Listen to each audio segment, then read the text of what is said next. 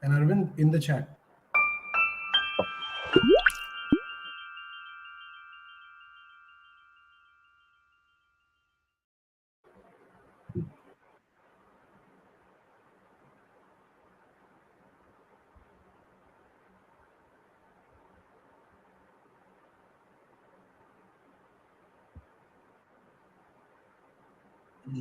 Hello and welcome everyone, right? It's a beautiful morning. I am joining you in from Gurgaon, right? And I have with me none other than Arvind. And Arvind is joining you from Bangalore. Though we don't know where he will be joining us from in coming days, I will just keep a tight lip on that. But but definitely today he is joining us from Bangalore. And yeah, and as always, if everybody knows that Arvind, then we have been working together and learning on how privacy has to be navigated in the Indian market. And now, since we have DPDPA, now is the beautiful time to navigate and talk a bit about what to do, right? Because Arvind, I was recording a podcast yesterday, and something very interesting happened. Like me and the speaker, we both have been in the industry. Like I know we all three, you and me, also in the industry for what 7-8 years, right? I think you're even older Even than me, longer. right? Yeah, I'm a little older than you. So we have been here for so long, right? And we understand that it's not just like a document or a policy that privacy is all about, right? Privacy is about technical changes. Privacy is about technology changes where the data is so if somebody says online data processing, everything is technology, right? End of day, after a privacy right has to be achieved, you have to do data discovery, you have to know how data has to be managed, to do so many things, right?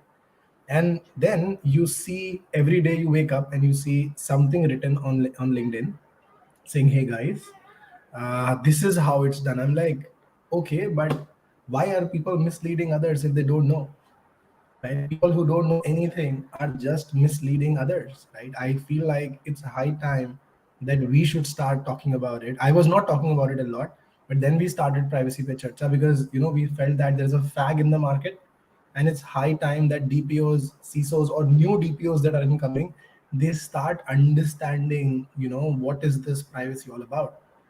और इसके लिए हमने शुरू किया है privacy पे चर्चा, right? सो आज से चर्चा होगी guys, right? So everybody who is listening, so guys, privacy पे चर्चा is the session that we have started as Saro and will be hosted by me for at least next 2 months. तो आप लोग एकदम चिंता ना करिए, right? I am from Lucknow by the way, so this is going to be a bit more less English, right? I don't know, right? It's more regional. I don't know. We should try something, Arvind, right? I want to do I'm something gonna in find it difficult. I'm gonna find it English, difficult please. if I doing that. Nagin's already So I will, messaged I that. will, I can use couple of words in Hindi, but yeah, more English for me. Yeah, guys, I'm troubling Arvind. I'm by the way, guys, I'm just having fun. It will be in English, but the topic is privacy pe charcha. So everybody who's in the comment box, I already can see that what 50-60 people are already live with us. So just saying, right, guys, hi. Hi बोलना चाहता हूँ मैं आप लोगों को. Just this is the last Hindi I will use today, right? Just want to say hi to everyone. So hi in the chat box. I will also say hi, guys. Can you also reply with me and just tell me that you are there, alive, listening? Your ears are working. Just checking. So Just Ayush, checking. Ayush says that he's also from Lucknow Wow. in the chat window. So Nagin, you the have. Mysore is the best, beautiful city to be in. By the way, Nagin, you are so lucky Oh that yeah, you are in my. yeah, yeah. Hey Nagadha, nice to see you here again. Hi Karan. Hi Ashish. It's good to see you, Ashish. Hey Ayush. Hey Abhishek. Charandeep. Hey Ananya. How are you? Guys, come on. Let's do this. Let's do a quick introduction, right? Vaibhav Zadu, right? It's an amazing name, Vaibhav, right? I think this is, you know, Anjali, hello. Vivek, hi Vivek. कैसे हो आप? Hey Laila, hi. Hey Apurv. Yeah, you are listening, right? Yeah, it's cool. Cool, it's you are listening. Yeah. Okay. By the way, tend not to call me sir, right? It's I am still very young. Arvind is old, so you guys can do that. And guys, this session is going to be a bit more informal from now onwards because we have seen a lot of formal sessions, a lot of boring sessions, right? So let's make it fun, right? So Arvind, let's start like this, right? Is DPDPA actually going to change something, right? Do you think actually something's going to change, right? Or do you think that this is just like the IT Act that came in and nothing's going to change? Yeah, no, no, no. It is going to change. I mean, this is a landmark act for us in general. To speak, I mean, to put in simple words, it is going to change. It's still a kind of basic bill, but it's a very strong basic bill. I can stay, I can confidently say that. Uh, I mean, especially going forward or coming from the 2019 draft bill, which was there, then that was an extremely comprehensive bill, quite confusing. At some point in 2021 amendment, we also were talking about non-personal data, so it became very confusing at one point, and rightly so. It got cancelled last year. Then very quick turnaround last year again. Then we came up with the draft bill, and then now we have the act, and it's interesting. I mean, it is interesting times for all of us, especially in this profession. We will see a lot more folks joining this profession in the next few months, in the next few years. I'm very sure this is going to be one of the most important And do professions. you think they should do our certified SARO data protection officer course to become the best privacy professional? I don't know. I should not be asking you this. But don't you think that Yes. that's the only way, Arvind, right? That's Yeah, it. so it is important to do certifications. I believe that, and I myself changed my narrative in the last 2 years, right? I mean, you know this, Akash. I mean, I wasn't certified, and I was in the industry for a while. I changed myself. I changed last year, did a couple of certifications, and I believe that everybody doing certifications will lead you, give you more perception on how, say, things like CIPM, program management, because directly getting into a bill and going and implementing will be difficult unless you know a CIP. I mean, go through a CIPM because you'll know how to manage the program. And most of you folks here are going to manage programs in your Yeah, organizations. and Arvind, I think something that is a difference. I think when you look at what we did with CDDPO, by the way, last weekend, guys, this is not a CDDPO call, so we're just gonna move out of this. But what we did with CDDPO is we looked at the privacy law in India, right? Looked at the technical requirements and the documentation requirements, clubbed them together, and updated all our courses, right? So the only course that is there in the market which talks about technical stuff, teaches you rather. So our course is more about training and less about certification, right? So it's one of the best trainings that you can opt for today in the industry, right? Okay, perfect. So going on, guys, right? Let's not talk about training after this, right? Sorry to disturb you guys. Okay, so today's charcha, guys, is with Arvind Subramaniam, right? My name is Akash Singh. I am the Chief Privacy Officer of SARO, CIPP, CIPM, whatever, right? Advisory boards, right? 7 years into industry, have been here trying to learn privacy. I'm still learning privacy with Arvind, and I keep asking him. So today also I called him last week that why don't you come on Charcha with me and we'll do some discussion, have some fun. So Arvind is a lead data privacy specialist, was in Razorpay before this. He's a CIPP, CIPM, also a FIP, just like all the certifications that I have, I think Arvind has. And we have been here. He in the past we also worked with EY, right? So somebody who has been in the industry for a very long time, seen financial structured data, seen infosec requirements, clubbed them with privacy, right? So it's been a long journey for him. I think best placed person to talk about privacy and talk about how it's actually going to get. So welcome Arvind to our show, and a bit about Saro. We are a consulting company, so we kind of take care of things like ISO 27000 and 27701, DPO as a service, staff augmentation, privacy, DPDPA Act implementations, right, or building framework. So anything about privacy, better call Saro, right?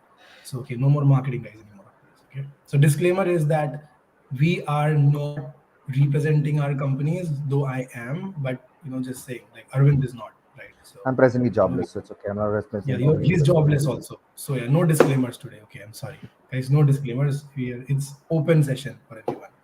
Okay, so today's charcha, right, is about why did the law come? What are the amendments that we see from the past? What are the weaknesses that are there in the act that companies will try to harness? And I think if you are a lawyer in the company who's listening to us or a DPO in the company, I know you definitely want to wait for that session and listen to that weakness so that you can utilize it. End of day, we have to do our jobs, and privacy is a right, but as a lawyer, it's also important to represent our own company. So okay, so Arvind, quick question: why was DPA needed, and what is the state of Indian market because of which the law actually passed?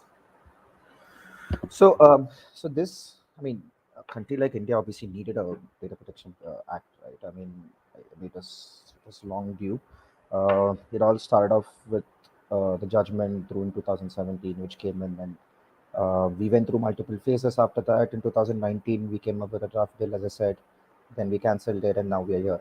But in general, how data is processed in India with respect to personal data, it's not always appropriate. I mean, we still get spam calls. We still get unlimited emails coming your way, unlimited message coming your way, because there is no way anybody can basically object to these messages or emails coming your way. So a bill was very important, an act was very important to come in.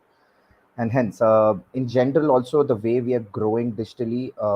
I was just talking to somebody last week, somebody from Europe, and they said that, I mean, the way India is growing digitally is so fast and so rapid versus even the West comparatively, compared to even the European companies. I mean, amount of data in general organizations have about you with respect to personal data, it was important.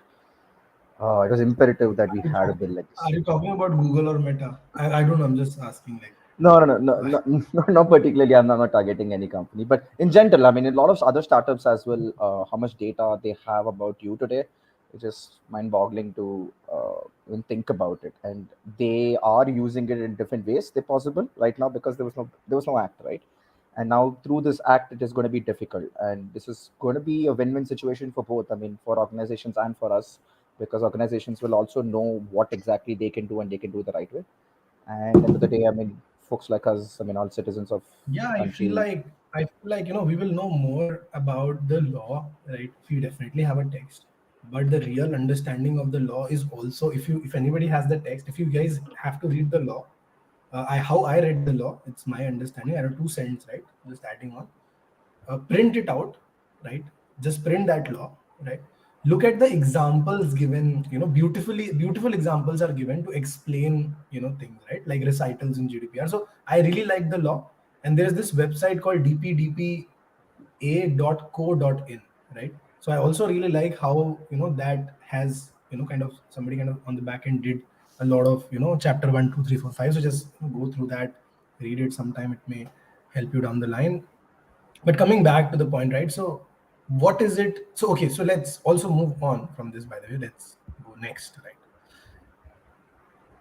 What are these amendments? And I think everybody is talking about this, Arvind. So penalty reduced from 500 to 250 cr, right? But I just did a podcast and it's gonna release today. So what we realized with penalties, guys, is that penalty definitely reduced, seems reduced, but now the organization can get penalized on 4 things, and everything that they are going to get penalized on is 250 cr.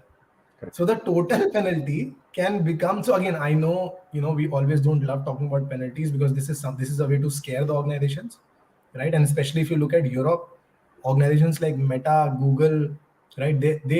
They are being penalized day in and day out, right? So here and there, like every day you can hear about a new penalty that goes on Amazon or these 4 or 5 big organizations. And also interestingly, acts like DSA were brought, Digital Services Act, which directly applies, right? Like we have SDF.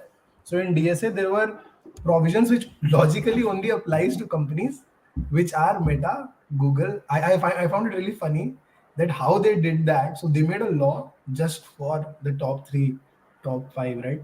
So it's interesting to see how the world works. But Arvind, so how do you see the amendments that have come on 2023 Act, and what is your advice to the DPOs who are listening to us, to privacy professionals who are listening to us? What is it that they should keep in mind? Yeah, the amendments. One is, I mean, with respect to TDs Act, with respect to filing your appeals, it is the right. It was expected that it will go that way, because when you read more about it, that because they already have something like this to for all appeals with respect to other aspects. So going to High Court was not appropriate, and going through the TDC Act is more appropriate, and that was expected when you read about it more. So that's the right way of going about it. Penalties, as rightly said, right? I mean, 500 CR to 250 CR, it really seems that it's come down, but it's important to understand that each penalty is 250 CR. So there are four kinds of penalties there, or four kinds of non-conformities or non-conformings where you can get penalties, and those are in general can lead to about 2000 CR as well. So in general, so it's very important for organization to look into the penalties aspect as well. Uh, with respect to deemed consent to legitimate interest, yeah, it's pretty much in line with a little bit like a GDPR. So yeah, deemed consent was a little ambiguous in terms of the the definition as part of the draft bill. Now it's become a uh, little more easier to understand from the legitimate users perspective. Yeah, I mean, otherwise, yeah, some notice requirements for data fiduciary is also been enhanced. So, so these are some basic changes, but it's not too much from what we saw in the draft bill. It is pretty much they have still kept the gist of the draft bill and made it into a act. So, not much changes. If anybody followed the draft bill, yeah, you're not missing too much in terms of if you're not read to the act right now, you're not in general missing too much.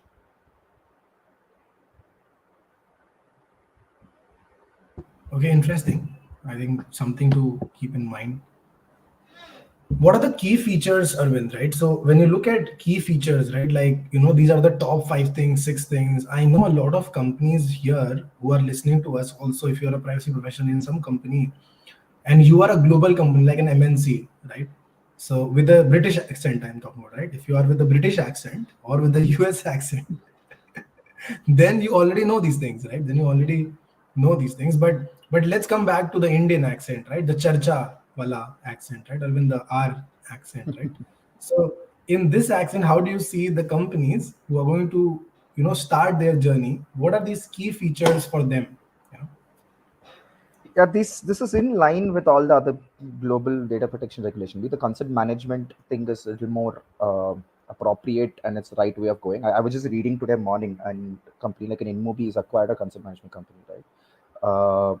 And it's rightly so. First of all, they have obviously said that they're going to use it for their own purposes, for their organizations, for their own purposes. But this will also be helpful that if they can tie up with the board, with the data protection board, and basically give it for other organizations to use it, or even for your data principals to use it.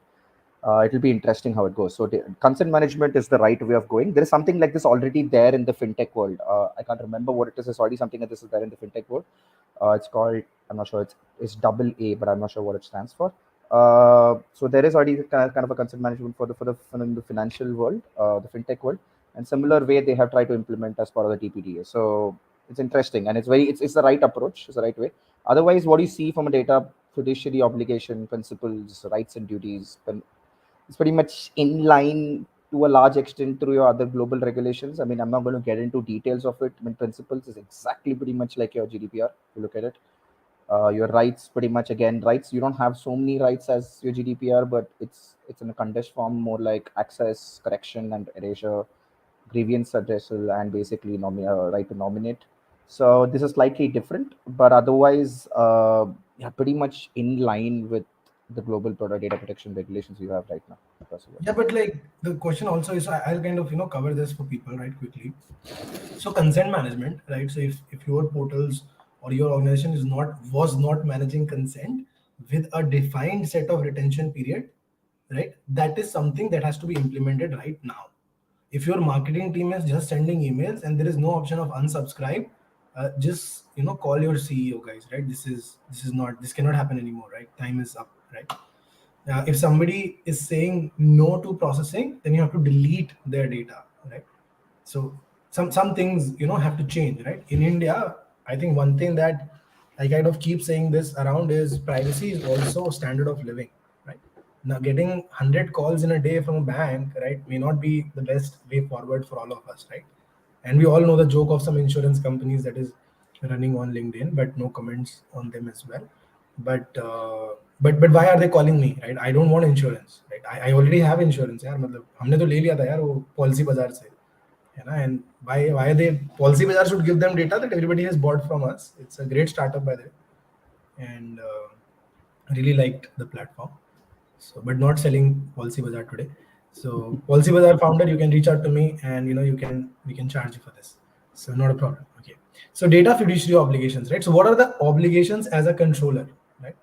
As a controller, the obligation is to make sure that consent management is there, security safeguards are there to prevent a breach, because if you are not securing your infrastructure and somebody can hack into infrastructure, right? I think CISO's job became more difficult, right? That is something that happened just after this law, because if personal data gets out, if breach happens, again you can get fined, and again an audit can happen to check, right? Like when British Airways was breached, the next thing that happened was that the ICO, the UK Data Protection Authority, they went in and did an audit. And when they did an audit, what they found out was security standards were not met.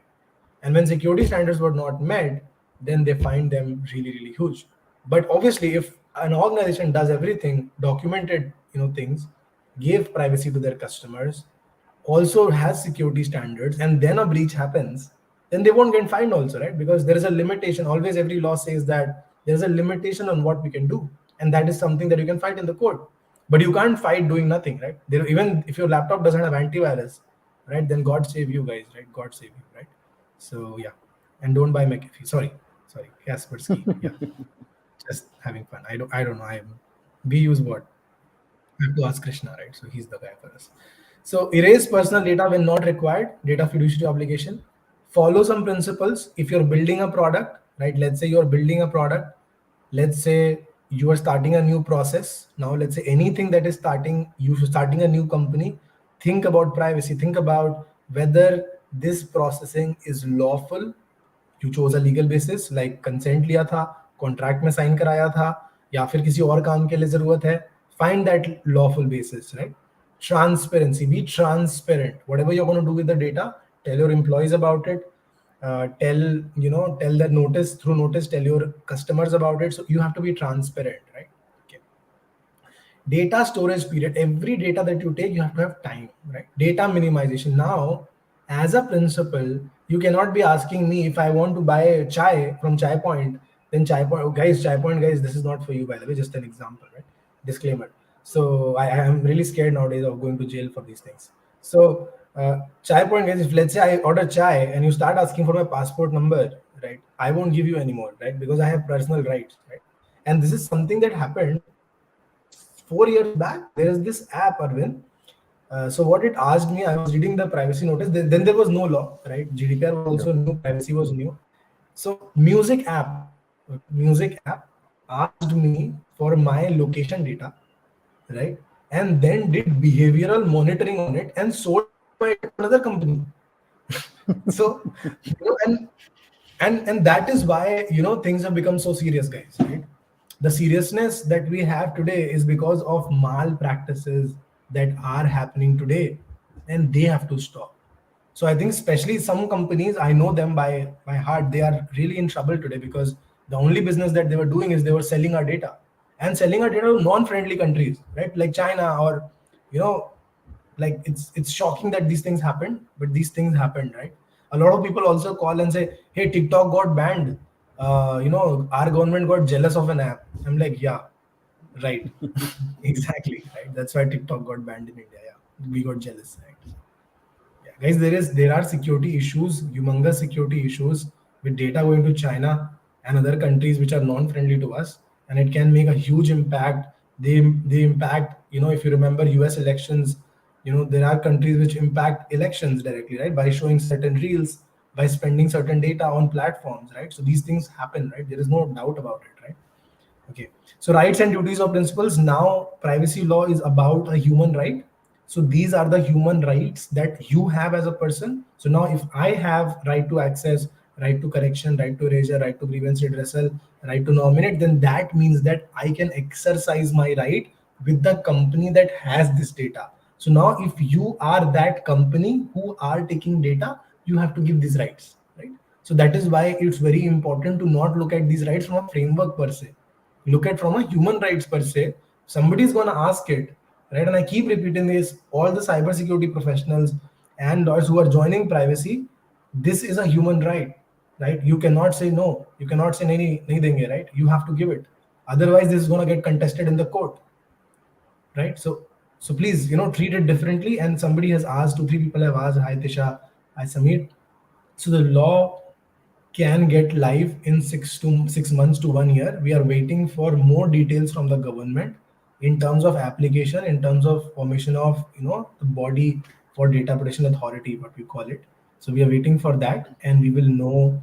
The timeline should be 6 months to 1 year at max from now that we are seeing. Okay. So penalty provisions 200 CR for non-obligation of for children data, and 250 CR for security measures. And uh, what do you think of Centra? Rachit, I don't know about Centra. Central Government's Exemption 17.2. Okay. Rachid, I'm sorry, I don't remember exactly, but if you can drop it in the comment box, I will read it and tell you I would have read it somewhere. Okay. So opportunities captured, right? So how do you see?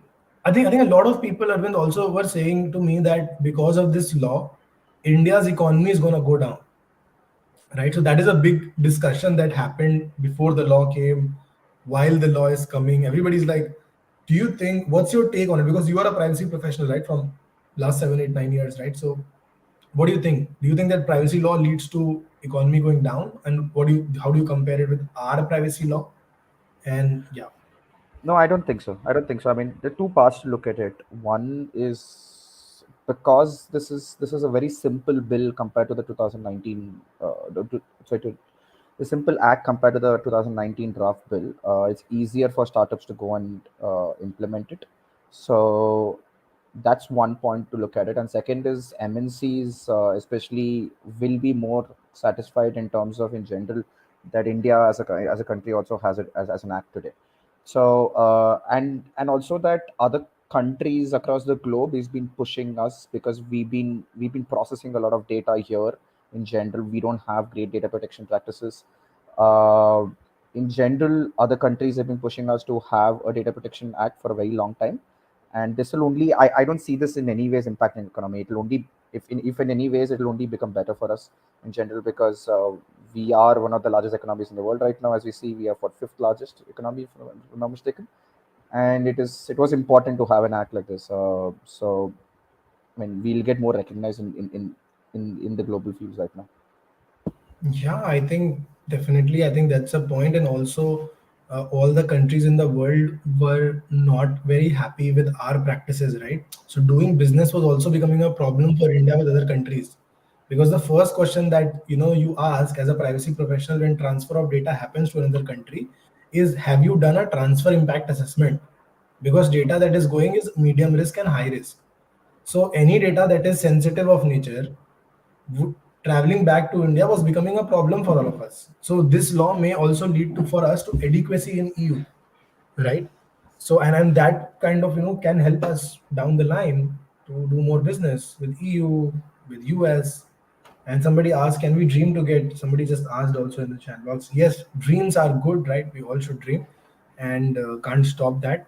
And but the goal also down the line should be adequacy, right? Because without adequacy, uh, it won't help anyone, right? Neither us, neither other countries to do business in India. So definitely adequacy has to come. Okay, so talking about the real crux, Arvind, that we talked in the starting, that everybody has to wait to hear about weaknesses, right?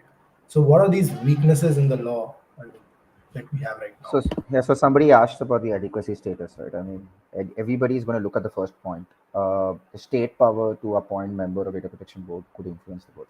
So and second thing is with respect to provisions allowing the state to bypass norm-seeking citizens concept. So this is going to be an issue in general. This is, I mean, so state has a lot of power over your data.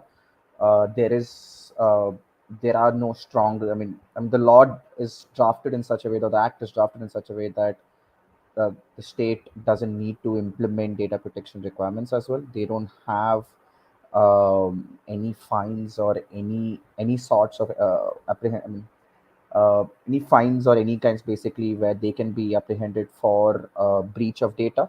So this is an issue in general, the way the bill or the act is drafted right now. So firstly, government has control over your data, complete control over data. For obvious reasons, they can have, because for national security purpose they can have, but it's still fine lines in general, because the board is also appointed by the government.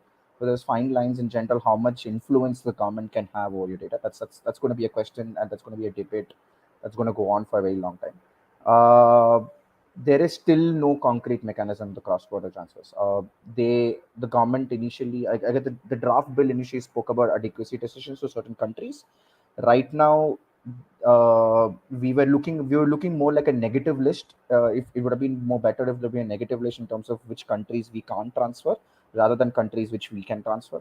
But we have not got information or more clarity on that. I'm assuming there will be an amendment soon on this aspect, especially with respect to cross-border transfers, because it's something that India is very particular about it through even the financial data, right? We are very particular that one copy of the data has to be in India. In general, we're talking in those lines that personal data also needs to be in India. Uh, like how China has drafted their bill, right? So we were going towards that direction, but we don't know. I mean, how this cross-border transfers is going to be.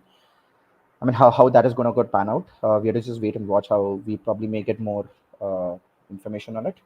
Uh, yeah, I mean, these are very high level weaknesses which I see, which may impact in general with our adequacy decision. I mean, we getting our adequacy decision, say from a GDPR, this is going to be an issue for us. These weaknesses are going to haunt us. Yeah, I think that's very well summarized. Right, and guys, also this brings us towards the end of our session, right? Very near to the end of our session. I want to open the session. I see so many questions in the chat box. I would love to take them one by one, rather than going ahead and discussing ourselves. Would like to discuss with you. So Arvind, I think let's take these questions and discuss, right? And guys, whatever questions you have, why don't you drop them in the chat box, right? So Arvind, I question yeah, number one. I have one question which I want to take up because somebody had put it up long, I mean, the start of the session, with respect to material scope of DPDPA is limited to digital data, so not sufficient enough. I feel, I mean, the way we are going, and it's just, I don't think so. It's only our act which says digital data. I mean, if you given delete through the material scope of GDPR, it says it needs to be part of a filing of a system. So, in other words, that's also pretty much in some way or other way, if it is going to be part of a filing system, in other words, if it's going to be digitized, then only GDPR becomes applicable. And in similar way, all regulations across the globe is getting drafted. Nobody is really bothered about hard copy data anymore, because uh, how much you can misuse the data with respect to hard copy is not, you can't, there is not much of misuse of data there. You can only when the data becomes in a part of a filing system or becomes in general, yeah, part of a filing system is when then you can misuse the data. So this is the right way in general, the approach, with respect to the material scope of being on the digital data. Yeah, Akash, which are questions? Somebody, which are questions you want to Yes. take, Akash? Next questions. I'm sorry, I was just assigning a task, so it's I have yeah, anxiety issues and like so. A big, when you are a consultant, you just can't help it sometimes. So I'm really sorry for this. No Okay. worries. So next question, right? I might be wrong, right? I think this is very personal. It sounds personal, right? This last question, right? So I might be wrong, but I think individuals under this act are not given any remedial rights compensation. So don't you think it's a shortcoming of the act? It's I will yeah, Arvind. Yeah. You're putting me in a very difficult position. Uh, so Apur, I mean, the answer is yes and no. I can say to I do understand and accept where you're coming from. It can be a shortcoming, because one point I guess we have mentioned this as part of the next slide. No, Akash, if I'm not mistaken, we have said that the fines which gets even collected only goes to basically the government, right? It doesn't basically go back to data subject in any ways. So this is something we're discussing as well a couple of days back with somebody else. Yeah, it's very difficult to see where it goes. I mean, I'm also, I'm not sure if you can go to court and get compensated separately for this, if with respect to any breach or your mishandling of data. There is not much information on it. Probably you can, that may probably be the objective of the court. But with respect to the board, whatever fine the board finalize or Right fix, now, only board can make money out of this, right? So that's yeah, what only you're saying. board can do it. Yeah, Only I'm board not can sure, make can we go to the court right now after the board? I don't money. think so we can go to the court, right?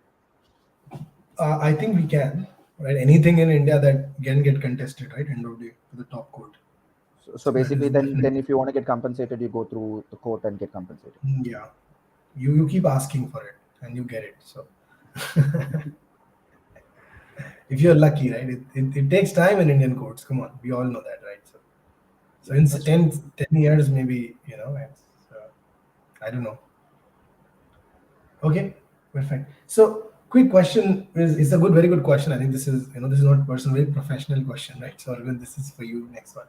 What all data will be covered as per the definition of personal data? First question. How to interpret personal data? Okay, so first question, yeah. What all data will be covered as per definition of personal data?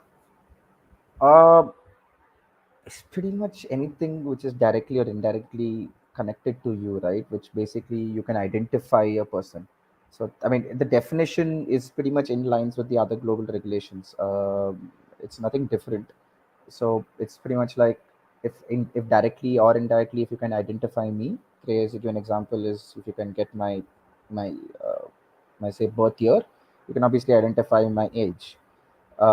If you can get some information about say a medicine of somebody having taking from basically in a hospital, and you get through that in the hospital, you get to know some patient what medicine they're having, you probably might be able to track it back to what disease that particular person has. So it's pretty much directly or indirectly. Directly is with something like your email address, your age directly. These are something which is direct, right? That's indirectly some examples I gave you. So this is what constitutes as personal data in terms of definition. Yeah, and Arvind, I think I see a lot of questions where hey Smriti, thanks for telling us ki charcha aapko achhi lagi, right? So thank you for that. But guys, this is the charcha moment, right, of the year, and where we are trying to be in bit more informal and doing charcha, right, discussions.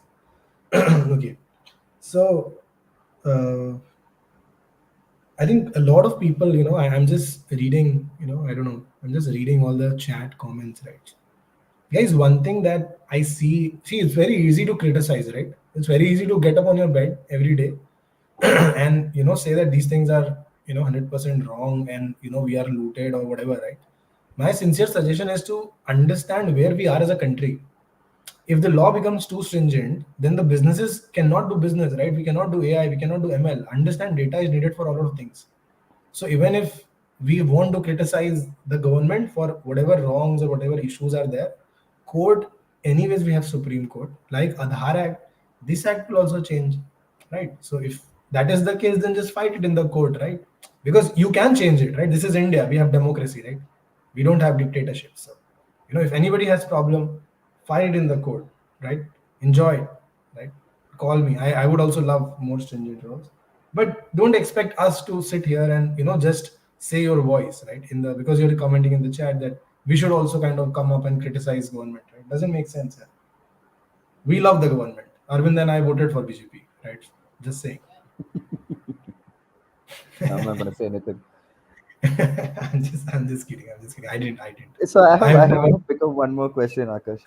So Ankur has asked the question: when it comes to data protection board, will it be independent of the government in play at that time? See, I mean, the board is appointed by the government. Uh, the board is expected to be independent.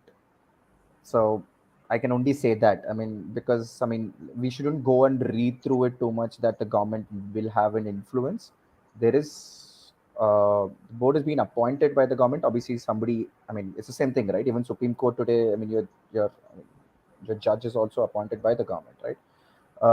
Right. But but in same thing, similar way, this is board is also appointed by the government, and the board is expected to be independent. So I don't see the government there be independence issue here. So Arvind, At who all. did you vote for? Right. Somebody has asked. Right. So last Somebody's question. asked Who for it. Arvind? Somebody's Yeah, asked I'm for it, kidding. isn't I'm it? kidding. It's me. It's me. I'm just trying to have fun with it. So okay, guys, and guys, this brings us to the end of the session. And you were a great audience, right? Thank you for joining the session. Thank you for joining the चर्चा.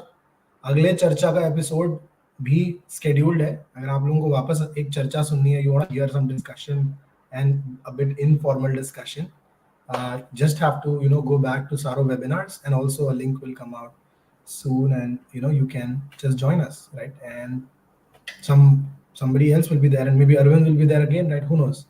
And yeah, and guys, that is all for the day. By the way, we have a big event happening on 29th of September. So if you are in Bangalore, you are invited. So please, 29th of September next month, right? So you are invited for that.